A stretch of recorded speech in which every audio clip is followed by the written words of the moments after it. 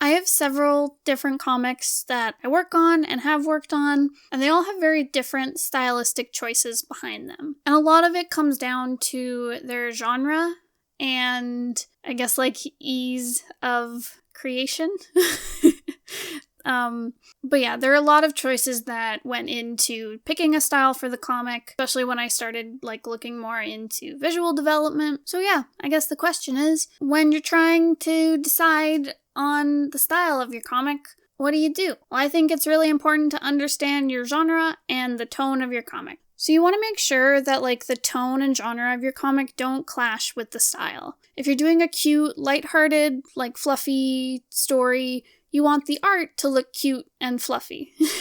Like a comic that goes like super dark and gory, like you probably want it to look gritty and oppressive. You don't want to unintentionally like mislead your reader. So unless you're trying to like throw your reader off with like a bait and switch plot twist, like, I thought this cute comic was super cute and just about people being friends, but actually there's Cthulhu monsters. Like, I can see misleading your reader that way. Like, you can have like, say, really cute anime art or something, and then it all goes like really dark as they get into the comic, which can be an interesting like juxtaposition of like tone and art style. But if you're doing that unintentionally, it's a bad thing. If you're doing it intentionally, that's awesome.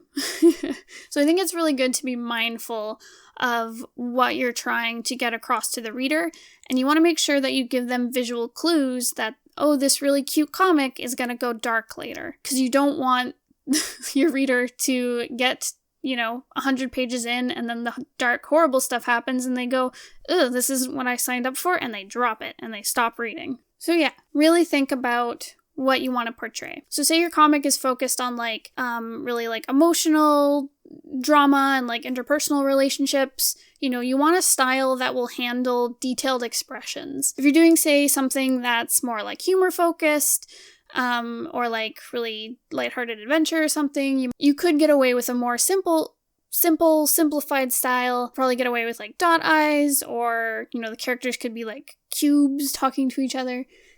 Anyways, it all depends on what you're going for. You don't want to be limited in what you can do because of the style. Because if you're doing that, like, expressive, interpersonal drama comic, it's really boring if your characters can't express at all. So I guess I'll go through some of, like, the stylistic choices that went into my comic, so I can kind of give you a better sense of, like, my thought process when choosing a style for a specific comic. So for Pretty Mouth, one of the major factors that went into deciding the style was we wanted a comic that was easy to produce and easy to produce quickly. We were doing it at the same time we were making Sovereign, which was a full color comic, which took up a lot of time. So we were like, we want to do other comics as we're working on this. So let's do something that's really simple and we can put out a lot really quickly and still keep up with like the Sovereign updates. So because of the genre we decided on, which was horror and like boy love, BL manga, it really lended to black and white line work focused comic stuff. Because manga, most of it is in black and white. Horror, it's cool to do like, we wanted to do really stark black and white contrast, which can evoke like horror and make it look really dramatic.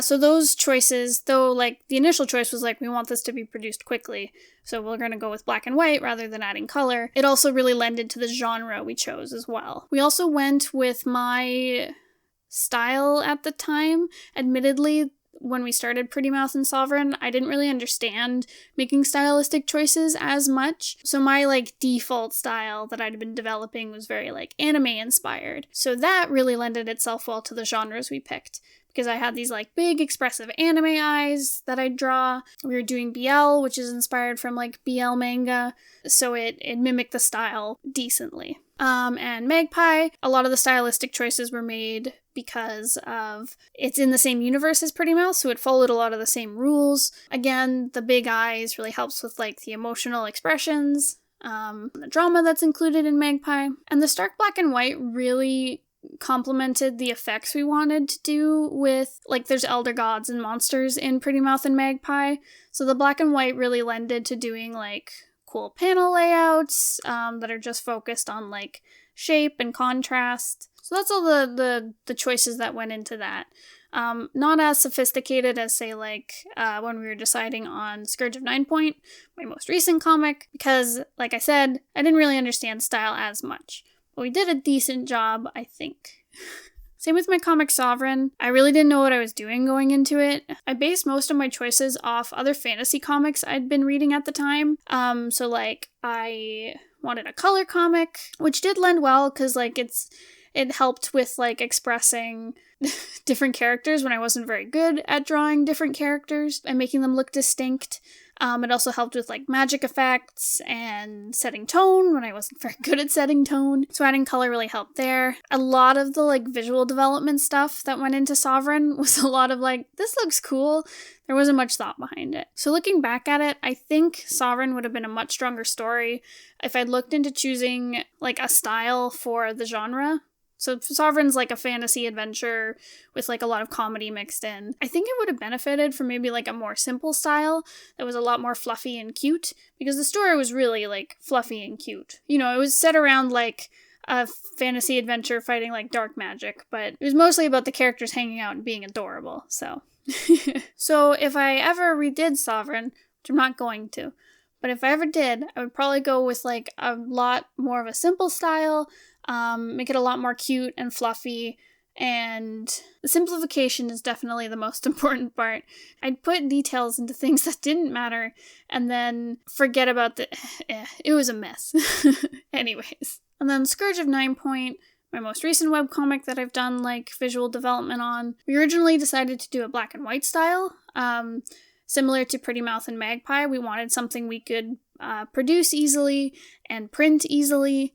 But we discovered, as Bones was writing it, that the magic was based off of the fur color of the cat knights in the story. So we were like, well, we need color. Otherwise, this is going to be really confusing to the reader. So that was a big factor into choosing this to be a color comic. Because having color comics really lends well to like using magic stuff in your comics. Whereas in contrast to say like Pretty Mouth and Magpie, they don't suffer from not having color in them. Whereas I think Scourge of 9 Point definitely would. You'd lose understanding about what's going on through like, because of the magic, because of the, you know, the fur colors of the cats. You'd be missing information, whereas Pretty Mouth and Magpie, you're not missing much. Not too much would be added with color.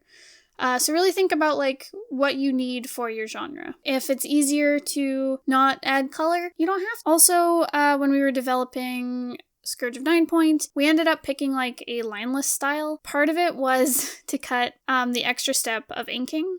But it was also a way to like make the world feel more solid and to really like try expressing shape and like the characters in a different way that we'd never done before. I'm noticing a pattern talking about these, that a lot of like my comic style choices were very exploratory. It's like, I want to learn how to ink. I'm going to do a black and white comic. I want to learn how to color. I'm going to do a color comic. So I guess it's really important to follow the tone of your comic, but it's also okay to just build a comic around what you want to learn. Like I said earlier, you really just don't want the style to hinder the story. So don't get in your own way. Don't make something overly intricate and complicated if it really doesn't need to be. That's one thing I learned with Sovereign, where we made it full color, we made it super detailed, and it turned out that it didn't need to be there. The comic would have been the same without it. So really think about the stylistic choices you're making, and if they're hindering the story or if they're adding to it. This video is a bit of a ramble. I apologize. I had trouble forming like a good thing to say. So I guess this is less about picking a style for your genre and more making smart stylistic choices with your comic. So there you go.